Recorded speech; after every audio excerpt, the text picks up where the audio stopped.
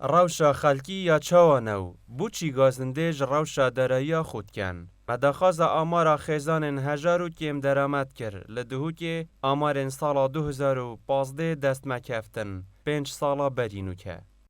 پیدا ما نزدیکی 19,000 خیزان تن روید کفنت بن هلا هجاریه و بشوی که گشتی اگر بین کوبکینه تخت نزدیکی 40 حتی 50,000 خیزان اول که هجار هنال پارزگاه ها دهوکی.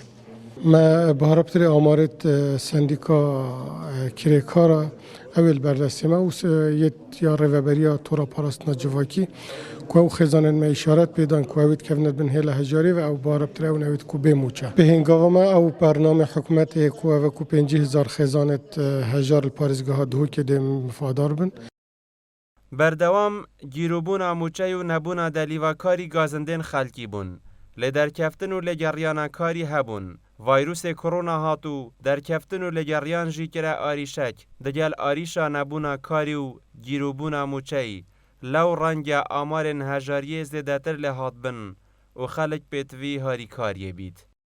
اول خلقه های براستی خلق که گلک فقیده که اف خلقه پیتوی هاری کاریه که لازمه هاری کاری ها بیدن چونکه اوه های و رمضان و اوه های و خیر و برکته. خود خلق گلک تونی عالم گلک هم عز بی خلق گلک فقیر بید.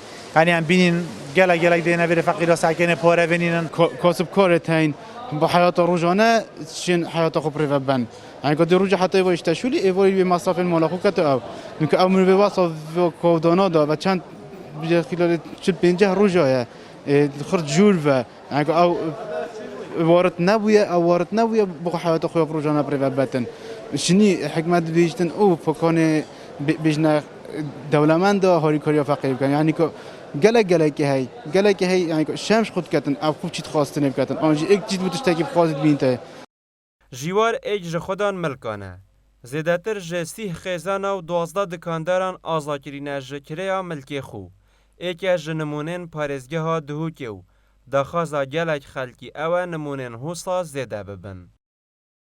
جبر في وضع يعني منطقة خربة جرتي وباجرة دهوكي جيب تايباتي يعني مديت وضع خلقي جالك خرابة خلق يعني يتمعانات جالك خراب داد جيت سر دخوازا بابي من چنكي قرار دستوی دابو ما همی عفی کرن و داخازل زنگین دهوک خودان ملک دهوکت کم هر ایک براخ خوبه اش وی خلق فقیر خوش بید چنکی هیوه که تأثیر الکسی ناکد منعات تجاوله هاتنو چونی نشول نینه همی بطالن لازم حکمت قراره که درکت همی الاکودو خوش بن همی دست اکودو بگیرن ایشالله فاز عده بوریتو خود خیر کد ایشالله.